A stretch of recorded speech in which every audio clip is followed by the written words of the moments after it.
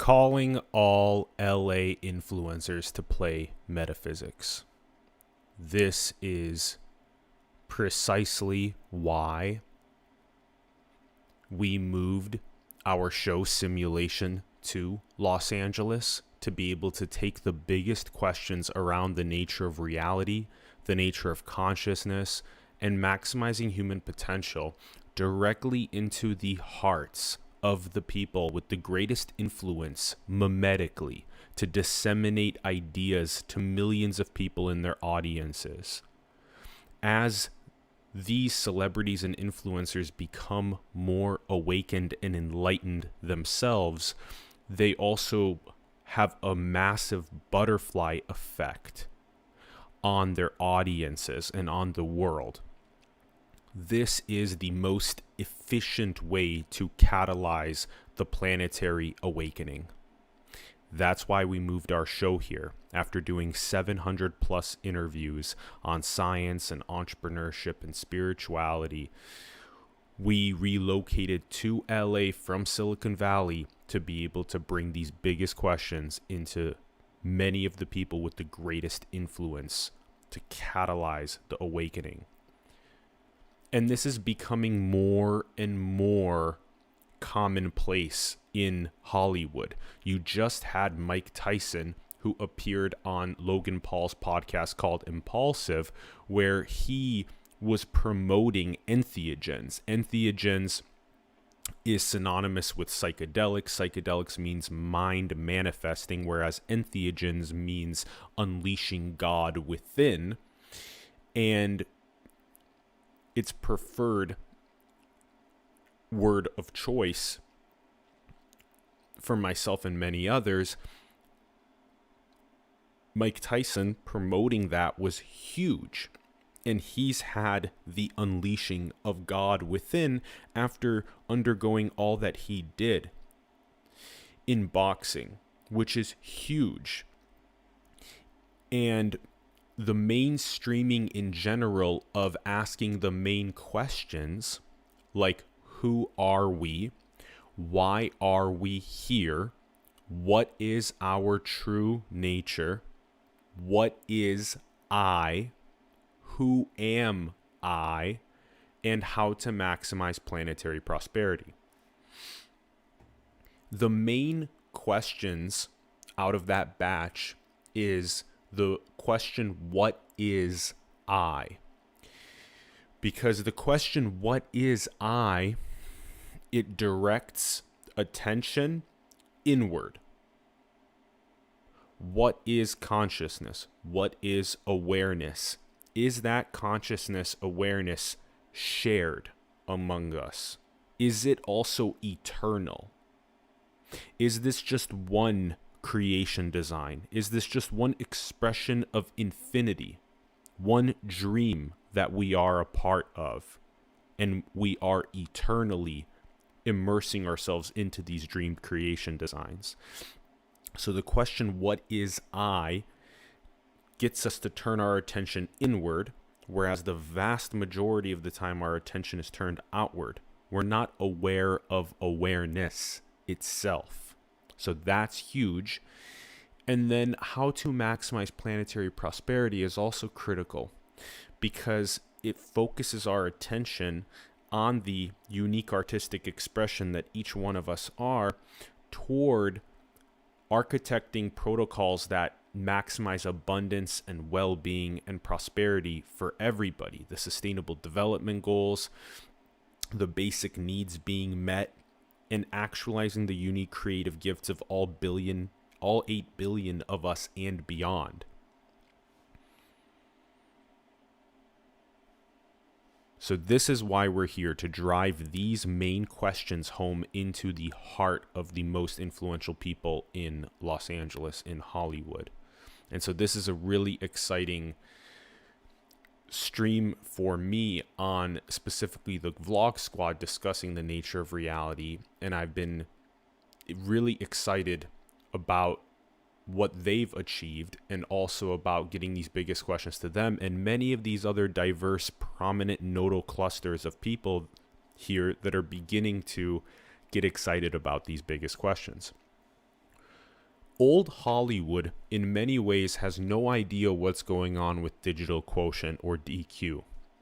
A lot of old Hollywood was, from the last couple of decades, kind of in the multi-million-dollar sets and undergoing a process of showing up every single day for 7 days to shoot, and then doing that for weeks and weeks and months on end, and then having that be produced into just one movie that then gets released into theaters. And so if you remember VHS and DVD, stuff like that. Whereas the modern new Hollywood understands DQ. And by DQ, digital quotient, I mean, generally speaking, understanding information technology and the way that we disseminate content, memetics, memes, the cultural unit of information transfer. And via these mediums like TikTok, Snapchat, Instagram, specifically those platforms are very prominent in what has evolved to be the vertical video format, and also the 15 to approximately 60 second per video format, which is very interesting. And then the YouTube, which has been around much longer, but is in the horizontal format, and also has a much longer length content, where from 5 minutes, 10 minutes, up to even podcasts that go on for hours. Also, New Hollywood understands the computer-generated imagery, CGI, which we've learned that approximately 90% or so of the newest productions are CGI, which is fascinating. And also VR, virtual reality, AGI, artificial general intelligence, and the way that algorithms will be playing a massive role with machine learning, with understanding large amounts of data and drawing out insights from that, as well as having a more, generally speaking, algorithmic society in general around our basic daily processes. Things like avatars are becoming more popular as well.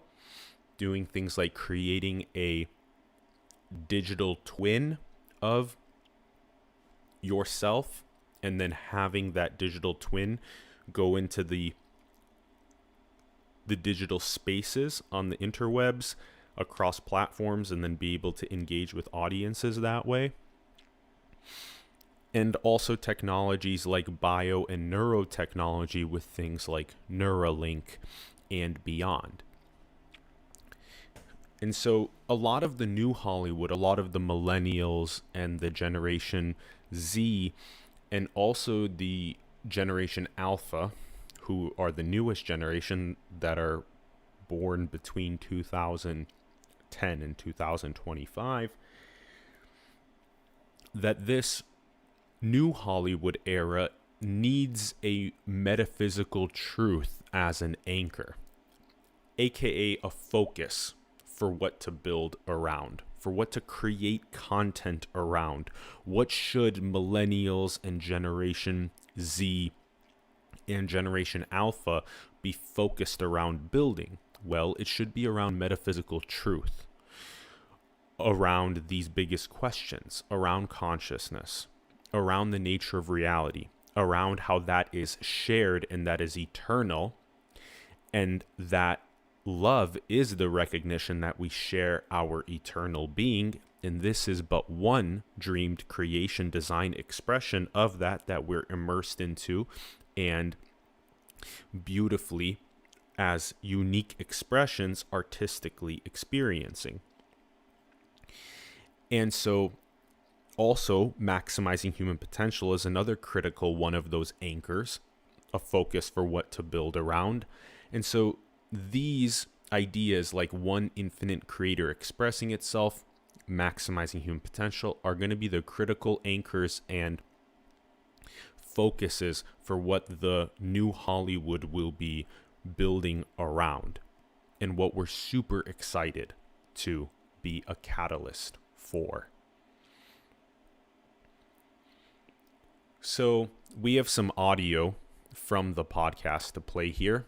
A great place to start is influencers that are already discussing these big questions. For example, the Views podcast that David Dobrik and Jason Nash host. They have this very recent episode that they published called Biggest Life Failure. And from the timestamps between 2020 and 2636, if you would like to go and listen, this is where we will begin here, and then we will pause as we go through the podcast, and we will review what we've been listening to, and also I will provide feedback and insight around the metaphysics and around the consciousness, and that will be a good way for us to begin this process. So let's dive in. Mike, do you think the world revolves around you? I do have a slight theory that, like, if you anything that's not directly in front of me doesn't exist. So, like, when I don't see My you, math teacher used to tell me that all the time. like, if like I haven't seen you in however long, 2 weeks, you didn't exist until I saw you. Yeah. And like, you'll exist on the screen if I see you like on my phone, in like a story But or I'm something. not doing anything on my own. You don't actually exist outside of my own mind. Like, nothing exists outside of my own mind. Yeah. Jay, what do you think about that? You think that sounds crazy? What, that Mike's the center of the universe?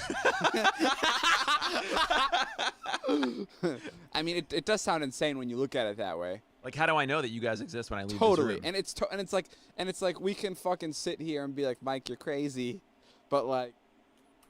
All right, so let's play off that first bit to start. So David Dobrik asks Mike Sheffer, who is a member of the Vlog Squad and who also hosts a podcast called Hoot and a Half with Matt King. And Mike, in many ways, has, you'll notice throughout this breakdown, has a pretty strong understanding of what we're going to be unpacking. So David asks Mike, do you think the world revolves around you?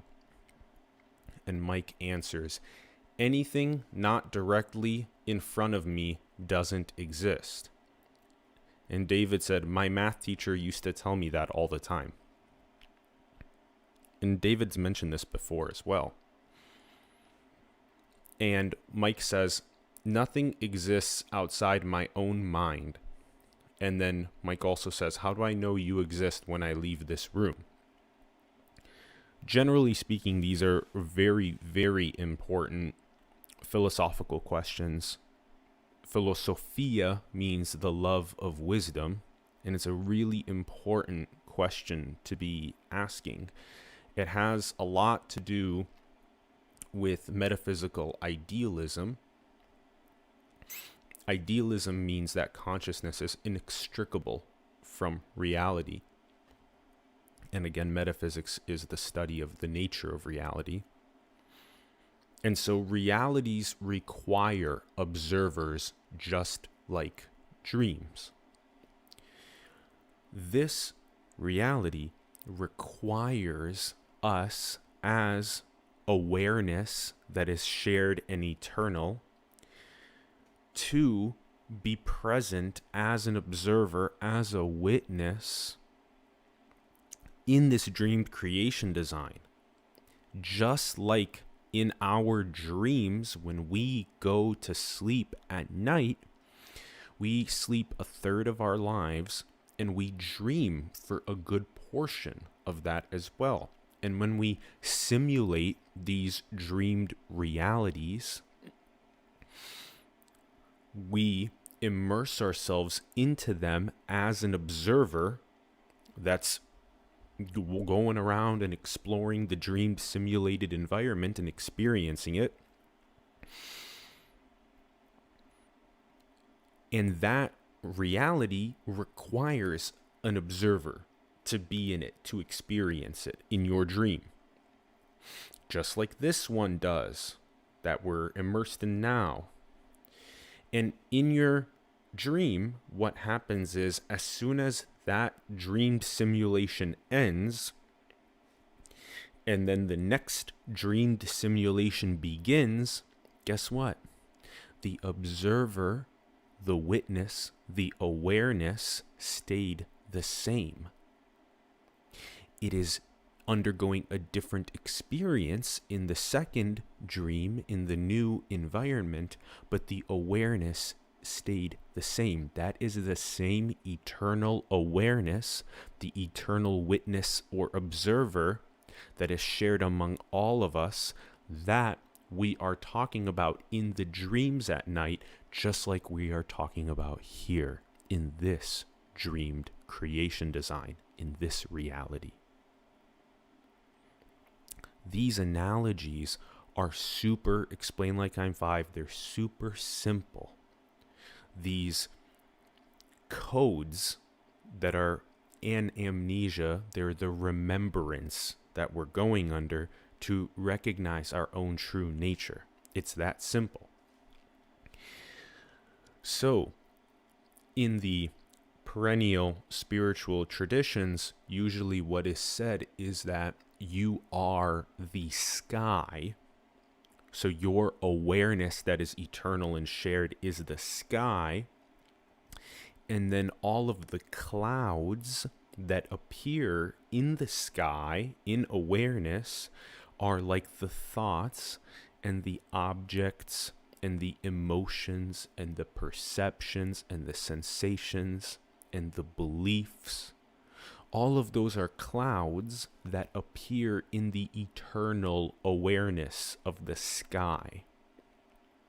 So when you know yourself as the eternal awareness of the sky that's experiencing the clouds, you know yourself as peace and happiness experiencing all of these different clouds.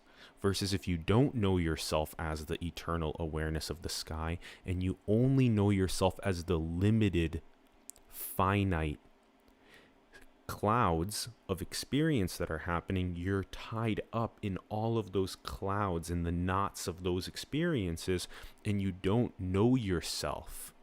That's why 2,500 years ago, the Greeks had the main Delphic maxim written on the top of the temple of Apollo at Delphi that said, "Know thyself." Know thyself means know thyself as the one infinite creator, as God, as an expression of that. Know thyself as that, and know all others as expressions of that same source. And as you can tell here, when Mike was saying things like nothing exists outside my mind, it's also important to remember that when you get to these advanced stages of consciousness, awareness, when you get to these advanced stages of recognizing the true nature of our being, you reach what's called an all-inclusive awareness. So it's no longer just being aware of your own awareness, but it's also being aware of other people's awareness. When you're in a conversation with somebody, you no longer are just aware of your own awareness and you as the sky, but you're also aware of their awareness and them as the sky, and that sky being shared between you. They are a unique expression of that sky, and you are a unique expression of that sky, and that's most clearly via analogy, leveraged via understanding the iris. The iris is our unique coloration, and the pupil is the sky, is the shared eternal awareness. Now that's just with two people. Now if you imagine you add a third person, a fourth person, now imagine an entire stadium that's filled with people, or if you want to go so far as to imagine an entire country or the whole planet, all 8 billion people's awareness at the same time holding all of that simultaneously, being aware of everyone's awareness simultaneously. And it's fascinating because when you begin undergoing the expansions of your own awareness to get closer and closer to the all-inclusive awareness, what happens is interesting things, like you begin realizing that pretty much at any point in time, there are approximately 1 billion people around the planet that are asleep out of the 8 billion. And that's pretty interesting. And you also gain a greater degree of what is called the integral. So in calculus, what happens when you run the integral, the integration is the summation of the infinitesimal data. And so in this case, you go from 0 to 8 billion and you make a summation of all of the awareness of the planet. And that's when you begin really having a high level of metaphysical truth. You're holding the awareness of all 8 billion unique agents. And then in calculus, there's also the derivative. In this case, it'd be the derivation or the differentiation or the individuation. And so that is when you have the unique expression, the iris, the unique artistic expression of the infinite in each one of those 8 billion. And that's why each one of us is super beautifully unique and is contributing a unique gift. They're actualizing a unique gift into our beautiful dreamed creation design. And another way to think about that from a perspective of biology and the code of life, which is really important, is the integration is like the 99.9% genetic similarity between humans at the level of DNA, whereas the derivation, the differentiation, the individuation is like the 0.1% genetic difference between humans, the unique gift. So again, the 99.9% similarity is like the pupil, the eternal shared awareness, and then the 0.1% differentiation, individuation, artistic expression is like the iris. And that's the actualization of the unique gift. So it's very much like the inward meeting the one infinite creator, undergoing that process of God realization, and then the outward of the creative expression of that infinite. And then when you undergo that process, what happens is, like Lao Tzu described with Wu Wei, there's an effortless action that comes outward once you are realized as that, because you can never commit malevolence onto another, because you recognize that is the same self. That's the same one infinite, just expressed through a unique artistic expression. And so you channel the highest morality, the highest ethics, the highest well-being and prosperity architectures to maximize human potential. And this is also very much resonant with Donald Hoffman's conscious agent theory. And so science is kind of like Don said on our interview on our show, science is kind of like Johnny come lately to what spirituality has known for 5,000 years. And in this case, Don Hoffman is doing graph dynamics with conscious agents. And some of the ideas are very much like what the perennial spiritual traditions have been saying. Like, for example, like we play in Grand Theft Auto, you render only the local experience. You're rendering only the part of the map that you're experiencing. So there are currently other agents in China, India, Russia, Saudi Arabia, Brazil, etc., that are rendering Sao Paulo and Beijing and Moscow, and I'm rendering Los Angeles here. And so these are important key insights to remember, that even science and even To me, it's just like, so that's an important bit that Jason brings up, which is a good question to ask, which is that, how do I know I haven't been dealing with a narcissist this whole time?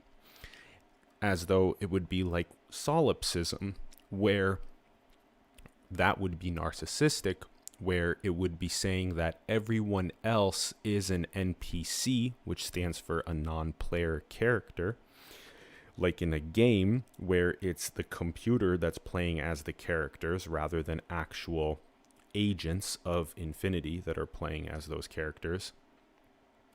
And so in this case, it's not like solipsism, but instead it's like our Grand Theft Auto games are overlapping. So in this case, it's like the multiplayer missions. So like the Views podcast, for example, the GTA character, you can use Call of Duty or Halo or Fortnite or any of these games, Minecraft. You can use any of these games. That the David Dobrik character comes to play with the Jason Nash character to play the multiplayer mission, which is the creative expression of the Views podcast. And occasionally they'll have people like Mike Sheffer that come on as another multiplayer character in the creative expression of that individual podcast episode that Mike would contribute to.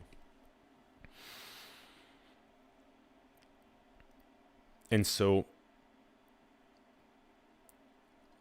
this is the simple way for us to understand this, again, is the very simple pupil and iris analogy, where each of us is the shared infinite, which is the pupil, which is the observer, just like in the dream at night that we simulate, that we immerse ourselves as the observer into. And then the experiencing a unique coloration is like the iris, is like the character itself. That's why the David Dobrik character is having a unique coloration than the Jason Nash character, than the Mike Sheffer character. Those are having different colorations on the iris, but the pupil itself is the shared awareness. Again, just super explain like I'm five childlike analogies that are really important, especially to drive home metaphysical truth in the Los Angeles, Hollywood influencer celebrity space, that then can butterfly effect out to the masses around the world, especially with the Generation Z and Generation Alpha and the digital quotient that they have with the dissemination across those platforms. Okay, so this next bit is awesome.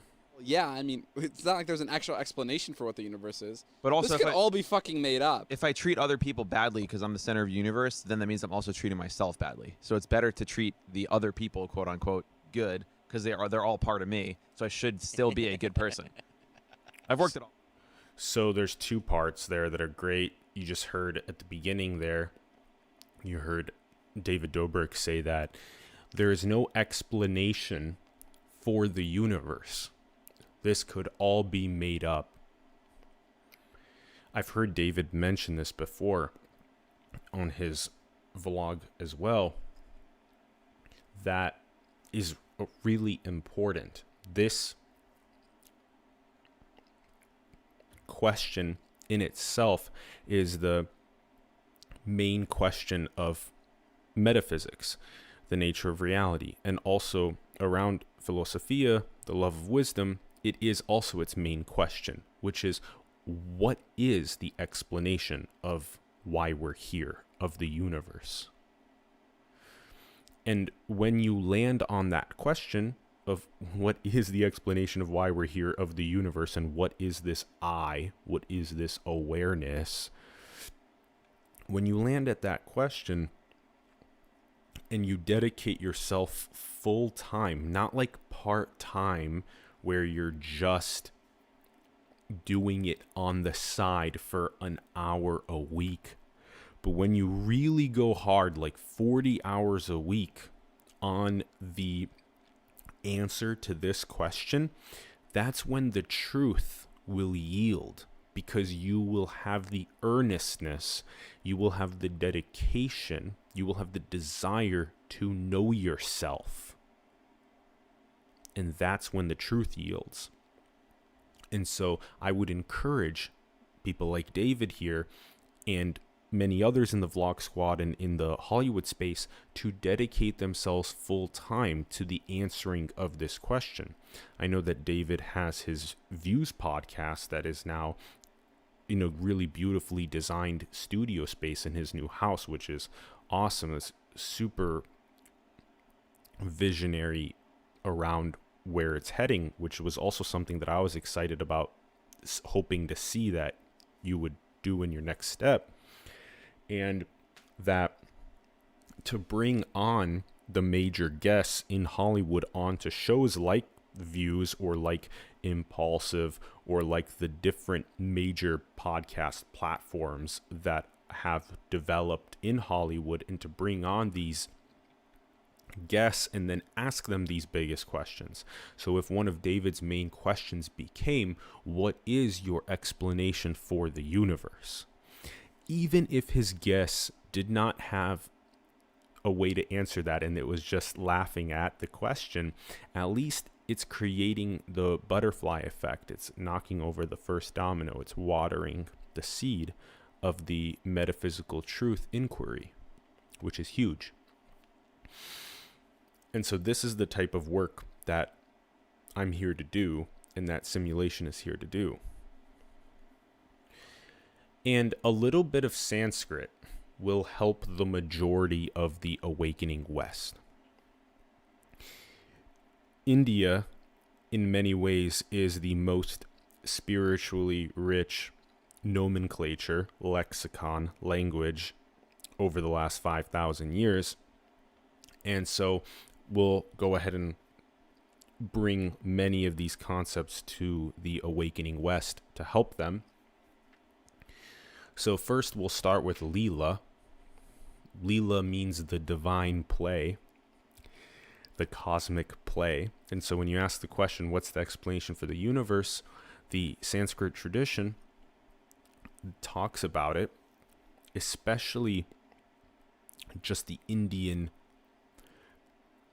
subcontinent in general, talking about it as though it's a big divine play, a big cosmic play, and that it's really important to use that word play, because play is like the childlike awe and the childlike creativity and the childlike laughter. And those components are really important. And especially if any of you have watched the Vlog Squad's vlogs and the way that David specifically captured the content and then edited it, and I know that Joe Volpus also played a critical role in that process, and that the editing style itself is very much childlike. It's very much like play. It's very much like highlighting the key stories and the key funny things that have happened. And so the more, in a sense, you think about the universe like it is a childlike exploration and a childlike play, so that one infinite creator expressing itself through us and this dreamed creation design, the more that you recognize that there's an amount of peace and happiness that comes with the recognition of eternity, that then you bring to the dreamed creation design. You bring peace and happiness to Leela, to the divine play, rather than trying to extract peace and happiness from the divine play.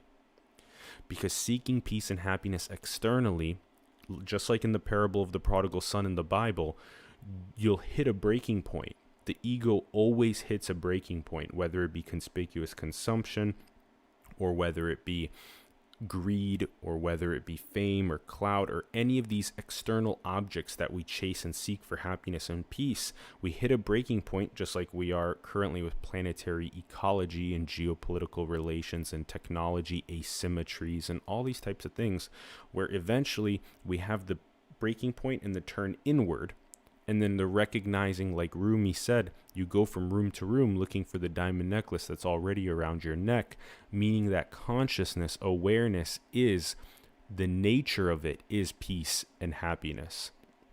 So you recognize your eternal shared awareness, and that is the diamond necklace around your neck that's refracting the unique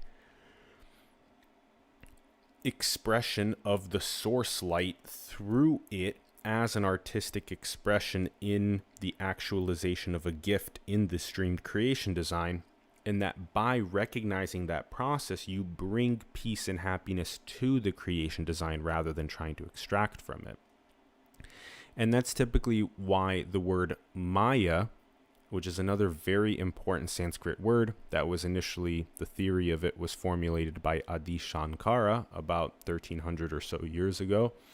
And he's one of the most important philosophers that's ever lived. And he was also massively involved in Advaita, which we'll get to in a moment. Maya means the intoxication. So meaning that when you go out seeking peace and happiness externally, there's an intoxication that happens because you think that you can actually get peace and happiness externally, but you can't. Awareness and consciousness is what is eternally nature of peace and happiness. And so it's to recognize that, and then recognizing that in Maya, in what changes, so in this case Maya changes, these creation designs change, just like in your dream. When you dream at night, the landscape that you dreamed, that you've immersed yourself into, changes, but when that dream landscape ends and the next dream landscape begins, when you leave the Eiffel Tower in Paris and you go to the Great Wall of China, and you're now on the Great Wall of China, the dream landscape has changed, but the observer has stayed the same. And so it's very similar with Maya in these dream creations, is that you recognize that you're the eternal shared observer that is experiencing the different creation designs, the different fluctuations energetically, which we'll get to here in a bit at the quantum mechanical level, that are then creating the appearance of form and matter. And so to be intoxicated by the form and the matter and to think that you're going to find peace and happiness there is a mistake that's been known for over, again, 2,000 years, like in this parable of the prodigal son, where you turn inward and you recognize that eternal peace and happiness, and then you bring that to all of the appearance of form and enjoy that butterfly effect of peace and happiness to your family, your friends, your community, the world. And then Advaita, which literally means not two, so not two meaning non-duality, it means that consciousness and God are one. So just like in the Bible, John 10:30, it says, I and my Father are one. Or in Sanskrit, it's also tattvam asi, meaning you are that. So you, your consciousness, your awareness is that, is the ultimate, it is the supreme, it is Brahman. Atman and Brahman are one. Consciousness and God are one.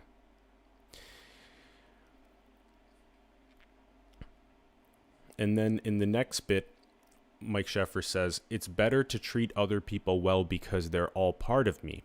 And that's precise because the other is the same infinite, shared, eternal observer, witness, but just a different, unique expression that is then interacting with itself. So if you remember, like we were talking about earlier, can you be meta enough when you're in a conversation with somebody to recognize yourself as the awareness the sky, and them as the awareness in the sky, and then the communication of the thoughts, emotions, feelings, perceptions, sensations, beliefs as the clouds that are happening in the sky, and that the sky itself is shared and it's eternal. And that's only through 2, and then now try and do it with up to 8 billion and beyond. So it's all one body, it's all one shared being, and love is the recognition that we share our being, and that's what eradicates malevolence, because you would never hurt yourself.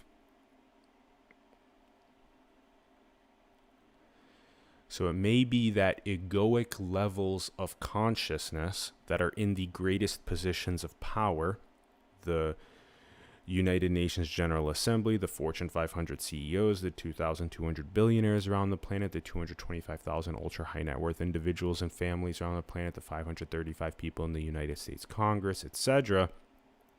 If their levels of consciousness are egoic, and if they are not enlightened, that is likely our most upstream issue that this dreamed creation design faces. And so it's most important for us to not only bring these biggest questions around consciousness, metaphysics, and maximizing human potential to Los Angeles and Hollywood, but also to these greatest billionaires and Fortune 500 CEOs, etc., around the planet, because they themselves awakening will catalyze the greatest butterfly effects as well. Okay, let's go onward. I wonder if Mike's so confident. Mike's with made his girls. own laws. I'm they're working. No, but I mean, I understand the concept of, like, my math teacher used to say that all the time. He's like, there's a hallway behind me, but really, is there? If I'm not looking at it, is there anything behind me? Right. And I was like, I have no fucking idea. Well, this is like an actual science, This quantum is crucial. physics, where they will do experiments in like super tiny particles that are in 2 places. Until they are observed, they're in 2 different places at the same time. And then the second they look at it, it collapses into one of those 2 places. Meaning everything doesn't actually exist until you look at it. And that is like exactly what this theory is. I don't believe when I leave here, you guys all shut down like robots. All right. So that part is really critical, obviously, because that's what I was mentioning earlier when I was saying things like Mike Sheffer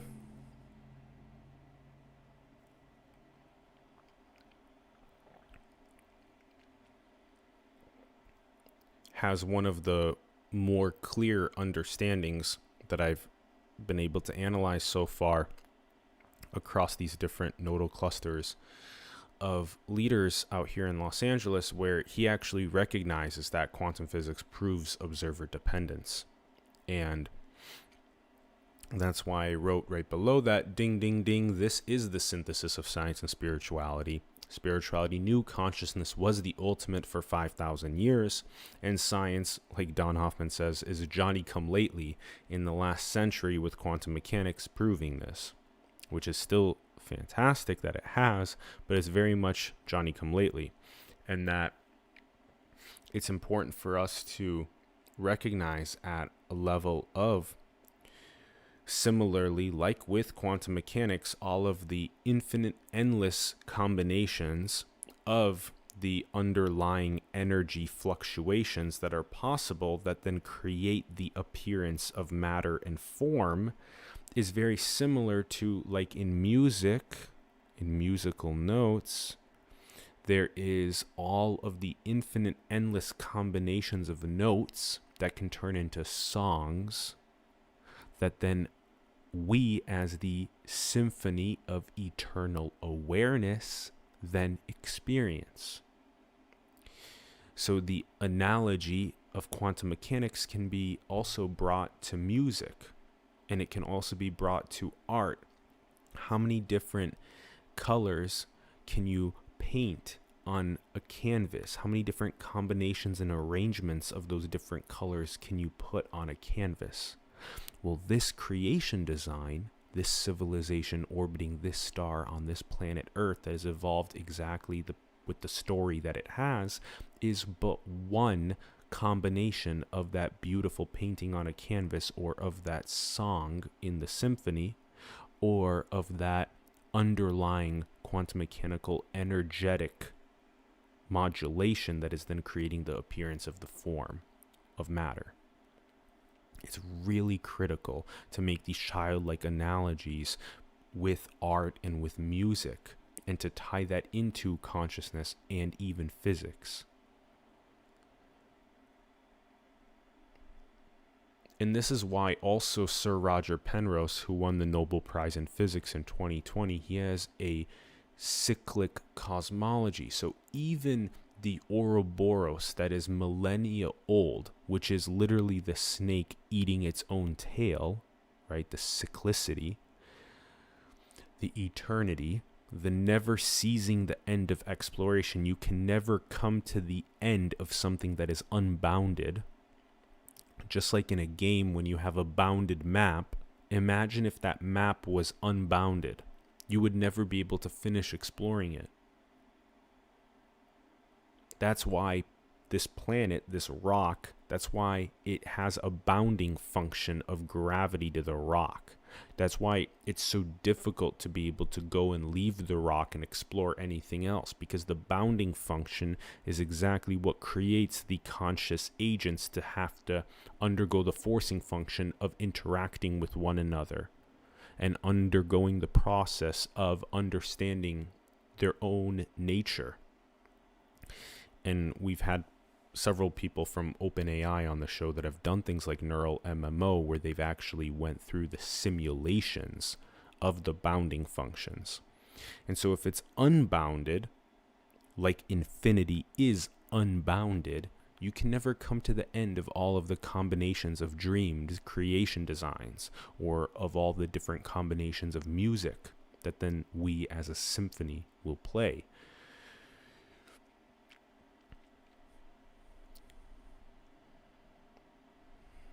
Never reaching the end of dreaming all the possible music combinations. And so the pupil is the single shared observer from the Big Bang. The pupil, the single shared observer, and the iris is the unique individuation of each character's experience. So each one of us has a unique individuated character experience, that's the iris, and the shared eternal observer is the pupil.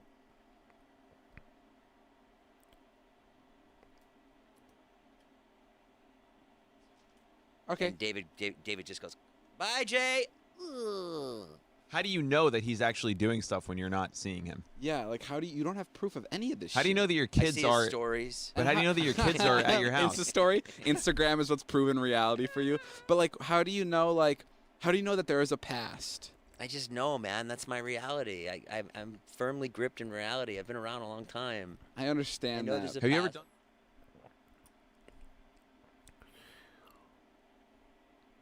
I'm looking forward to also helping with people like Jason, because in this case, being around for a while and saying things like I'm firmly gripped in reality, a lot of the older consciousness, especially of my parents and our parents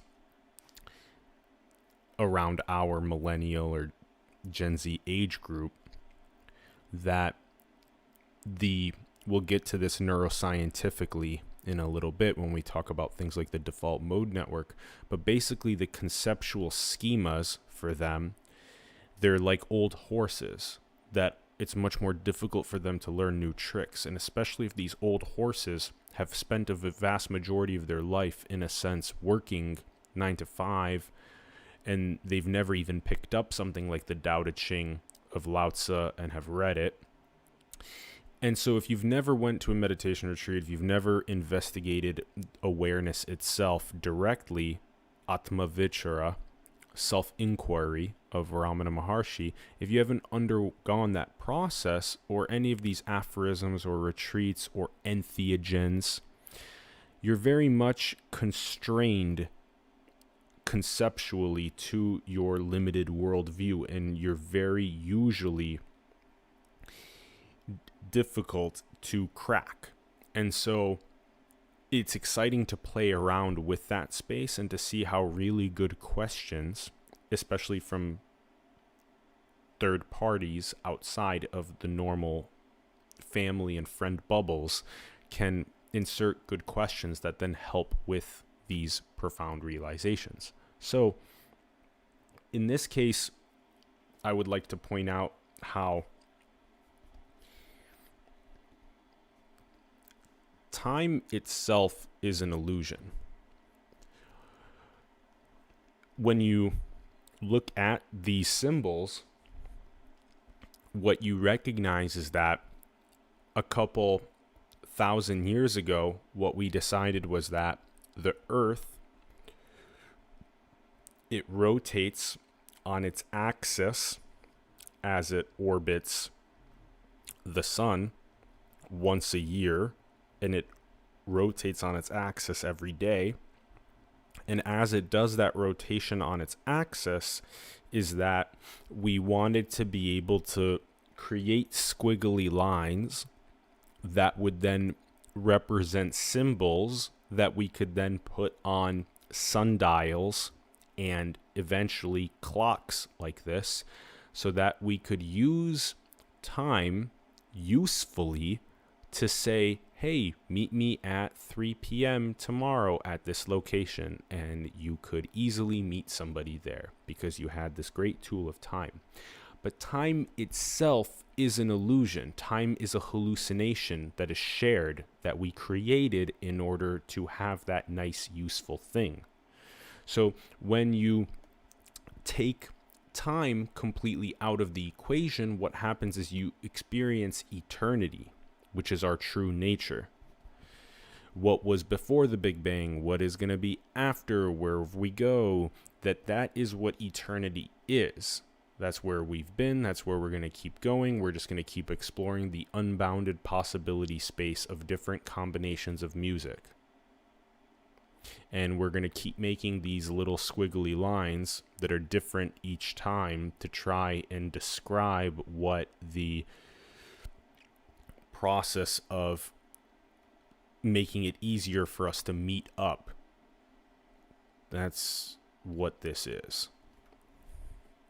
And so that's why I got this. Basically, I'm beginning to just bring this around with me everywhere I go, and I'm just pulling this out and beginning to have conversation with people about how much of an illusion it is, because time and ego are the two largest anchors that hold people back from recognizing themselves as infinity expressing itself.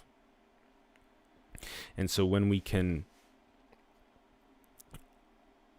remove or dissolve the anchor of ego and remove or dissolve the anchor of time, it helps people recognize themselves as infinity expressing itself. But it's not that you no longer ever respond to your name anymore. You do still, of course, respond to your name when somebody says, hey, Atlas, will you bring me the microphone? You will go and bring them the microphone. You won't say, I am infinity. And same thing with time, is that when somebody says, meet me at 3, you will meet them at 3, but then you may ask them the question, hey, do you know about time being an illusion? How do you feel about that? And so you now carry infinity and eternity with you as your true nature, and you bring that peace and happiness and that knowledge, that gnosis, as the Greeks would say, or as the Znanya, or as the Veda, as the Russians or as the Indians would say. And as that intelligence, you bring that with you, and you create a more harmonic, metaphysical, truthful, enlightened civilization. All right, and so this is great. We're about to jump into where Mike was asking Jason if he has ever done psychedelics. Psychedelics? So much. You ever done psychedelics? Yeah. Yeah, he says he did DMT once and it changed his life forever. Or changed your personality. What did you do? Oh, I did acid. And it changed your personality forever? Yeah. What does that mean? It just made me It A just loser? made me. When'd you do it? When you were 6? Got him. David's the world's worst therapist. I'm just kidding. I'm just kidding. No, seriously, go ahead. Go back. I didn't mean to call you a loser. You want a lollipop? Okay. Sorry, everybody. When did you do acid? No, okay. When did you do acid? I did acid when I was 20, and then Mike, I noticed maybe like a couple weeks later, my personality completely changed. And that was the first time you did acid? Oh yeah, we talked about this. Where Like you my said likes and dislikes were you didn't care about Like on sports at TikTok? all. Your page is my different. likes went down. Your likes went My down. engagement. My engagement went way down. Don't do after acid, kids. You'll doing fall off acid. the For You For You page. page. That's funny. Oh, okay. So what happened with the acid? I was really into sports, really into it. Like the way like sports guys are into sports. They're like, oh, you're gonna watch the game, and oh, I think he had a 300 batting average. Know all the stats. Know All who's the on whose stats, team. And I would like yell at the screen, like I'd be like, no, like one of those guys, you know. Yeah. Oh, A- wow. And then and I did acid, and then I picked up the sports page one day, like because it's my habit to read the sports page every morning, and I was like drinking my coffee, and I was like looking at it, and I was like, I don't care about fucking any of this. Bro, you know what's crazy? That's not just your sports. That's like your entire persona. So Mike Sheffer asks Jason Nash, have you ever done psychedelics? And Jason says he did LSD when he was 20, and that his personality and likes completely changed. It's a very common thing for that to happen. He says, I went from being really into sports to not caring about it at all. And it's very interesting because that's, again, a very common thing. It happened to me and many other people where the likes change and they go a lot from things that you could say are a little bit more vapid or around the transient or around the world of objects and forms, and especially surface level things like sports and weather and stuff like that. And it changes drastically towards consciousness, towards the nature of reality, towards becoming more in awe about nature, becoming more interested in neuroscience, becoming more interested in entheogens, becoming more interested in how to maximize human potential. And so we'll talk about that in a bit, but that's a very profound and very common shift that happens from entheogens. Super important. And again, entheogen means unleashing God within. And that means recognizing our true metaphysical nature. Unleashing God within means recognizing yourself as the shared eternal observer that is infinitely being colored by experience in these dreamed creation designs.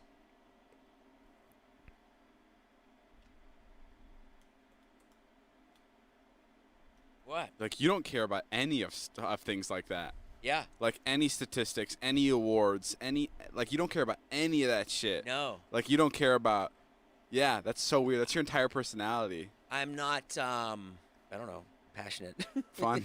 like you don't like care Well, you about. don't like sports either. Yes, but Then- so It you're not wasn't fun. after a drug-fueled weekend in the cabin in Boston. but you don't care about, like, I don't know how to explain it. Like, things that people get excited about. Like, you'll be like, Yeah. and who cares? And who cares? and who, like, normally you'd be like, and who cares if there's an alien landing tomorrow? I'm dead anyway. Who cares? Well, that's just because I'm 50. Do you think it was for the better? It's like a. And that No. was Ella. I don't think so. I probably would have been happier. I feel like it's made you more pessimistic. Yeah, probably more pessimistic. But I don't know if that's the acid. That's the age. That's just life That's just beating at you life, for yeah. 45 years. Yeah. I mean, I can't say that for sure. I heard one person say, I went on a shroom trip and then I never came back. Oh, yeah? And that to me is like, Damn, that's deep. yeah, I don't think. No, are you sure it was shrooms? Because Yeah. I have a same friend who happened with acid. He This took is acid Ella. like 2 years ago, and like he was like in our friend group, and then he just like completely cut all of us off, and he like completely changed. Like his whole personality changed too. Like everyone was like, "Yeah, I don't know what happened to him. He's really weird. He took acid, and then like he never came back." did I he had keep a doing friend, acid? I had a friend who took acid. He's a shark now. So this is, again, very, very normal, is the quote, never came back. And it's because when people undergo the entheogenic awakening, what happens is that they become less gravitated towards the intoxication of Maya, of the illusion of the dreamed creation design. They're no longer pursuing happiness and peace externally, but rather they've turned inward. And so usually what happens is, you can think about it like a bunch of unnecessary suffering and egoic pyrotechnics. My friend DJ David Johnson helped me with that one. It's fascinating because the egoic levels of consciousness will be undergoing this very pyrotechnical dialectics where they'll be kind of enraging or angering one another and creating all this unnecessary suffering, whereas enlightened beings that are peaceful and harmonic and happy undergo none of that. And so you really distance yourself from that with these enlightened realizations, and it triggers the search for metaphysical truth. And so changing friend groups to more enlightened, higher vibration beings is very common. Also changing taste/preferences to being more in awe by nature, health consciousness, also being more artistic, being less consumerism driven and more scientific around neuroscience and entheogens, also more spiritual around metaphysics, consciousness, union, or yoga. Yoga in Sanskrit means union, which means the same thing as mysticism or henosis. It means union with God or union with the absolute. So it's that turn inward. And also more spiritual around infinity. And you become also, when you undergo these entheogenic awakenings, you become more driven to solve the sustainable development goals, the SDGs, to maximize human potential, to awaken others.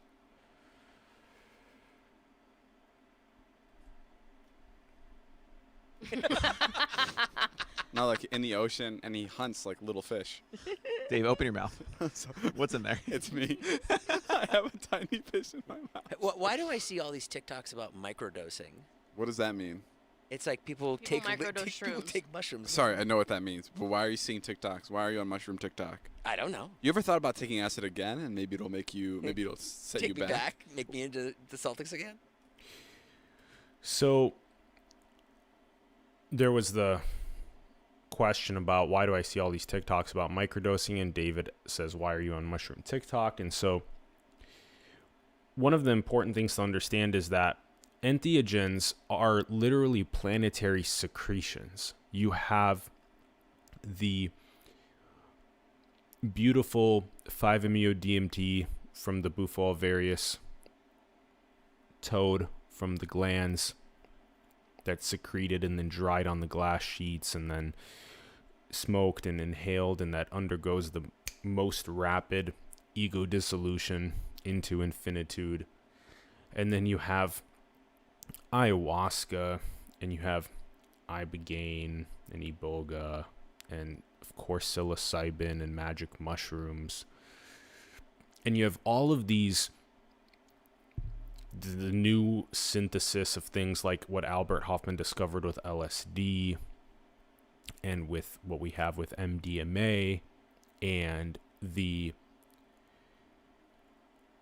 sort of incredible recognition that these planetary secretions and what we've synthesized have these healing and awakening potentials that have been basically criminalized due to the perverse incentives of things like the medical industrial complex, where you have big pharma that is constantly trying to choke out these things. And when you have the perverse incentives of physicians that don't have an inclusive stake in their patient's life outcome, but are rather getting compensated by big pharma to prescribe things that are actually addictions, especially around opiates, or like the Sackler family and Purdue Pharma, or in other cases around things like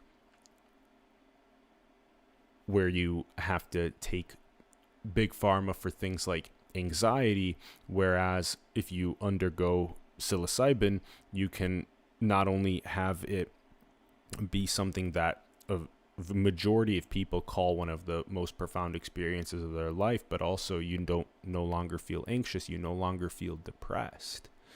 So you have people like MAPS the Multidisciplinary Association for Psychedelic Studies that were granted FDA breakthrough therapy designation for leveraging MDMA and psilocybin and a bunch of other entheogens for depression, for PTSD, for addiction, for therapy, for couples therapy, for end-of-life therapy, for a bunch of incredible healing and awakening processes. So entheogens are a big deal, and that's why you're seeing a lot of it on these different social platforms, including a lot of what I'm even making right now for our content. And another reason why is because Silicon Valley microdoses for dissolving the default mode network, DMN. And what you see is that it takes what is normally this very constrained conceptual worldview and it loosens it to the degree of which you can have these novel creative connections that form between neural networks that were normally not talking to each other. And I've been making a good amount of content across all of these different aspects on TikTok. And so that's another big thing, is sort of the recognition that you can actually be more creative around it as well, with the dissolution at a neuroscientific level and the maximization of creative connections. And so that's the wrap. There's about 10 seconds left here. You take acid. I'm like, Jay, wake up. Wake up. Hold on, Steph Curry's about to shoot a 3. I'll call you back. You wake up, you're like, I'm like, what's changed? And you're like, I love the Boston Celtics. That's the wrap there. So I got those timestamps there for you at the top again, which I'll go over here in a moment. But in general, the mission, again, to summarize, is to drive more Los Angeles influencers toward consciousness, metaphysics, and maximizing human potential. Civilization needs more awakened leadership, especially those with the biggest audiences, able to inspire millions of people to ask themselves these biggest questions. Accelerating the elevation of planetary consciousness, more harmony, love, light, wisdom, grace, prosperity, and play for all. And that really simple analogy again of the pupil. The pupil is the eternal shared awareness, and then the artistic palette is the unique creative expression of the infinite, which is our iris, and that is eternally happening across all of these creation designs that we're dreaming, just like we do when we go to sleep and simulate dreams. And so again, it's so critical to get, not only we're blessed to have this bit from the Vlog Squad, from Views, the podcast, where we had a good piece of content with David Dobrik, Jason Nash, Mike Sheffer talking about this, and even Ella Priya as well. And it's great because they are a powerful nodal cluster in Los Angeles that will definitely be able to leverage a lot of the awakening and enlightenment and butterfly effect that, and many of these other nodal clusters as well, is where we're targeting, and just driving the awakening via these people that have such a great reach to maximize human potential. And yeah, that was a lot of fun. I'm glad we were able to sort of share the exploration with an actual nodal cluster that's doing it themselves, and then provide commentary over that, which was really interesting. Again, it's the Views podcast with David Dobrik and Jason Nash. Episode was Biggest Life Failure, and the timestamps were 2020 to 2636. And that's all. Ask yourselves the question, what is I? Is that I eternal? Is that I shared? And is that I a unique expression of the infinite that is being creatively expressed eternally in these dreamed simulations? And to have a global both micro level conversation with your friends, your families, coworkers, but also on a macro level as a planet to awaken and to enlighten to that and to recognize how to maximize planetary prosperity and to drive that home through Los Angeles, through metaphysics, through consciousness, through entheogens, through all these great tools that we have. And I adore you. Thank you so much for tuning in. If the video brought you value, give it a like. If you haven't yet, subscribe to the channel. Leave me some of your thoughts in the comments below. Would love to hear from you about how this resonated. Share this with other people that you know this would resonate with and make a profound impact on. Let's get more people thinking about how to accelerate the planetary awakening, leveraging these hacks like getting into many of the hearts of people with great influence like here in Los Angeles, and even lots of the high net worth people and Fortune 500 CEOs around the world. We need to get the levels of consciousness from ego to enlightened levels to maximize our prosperity. And that's all. Adore you so much. You can join the channel if you'd like and gain great perks. We funnel all of the revenue back into our projects. Just infinite love. Here we are on the big creative expression of the infinite. And I love being the channel, literally, and having this channel simulation to share with you. So adore you all. Thank you very much. Infinite love.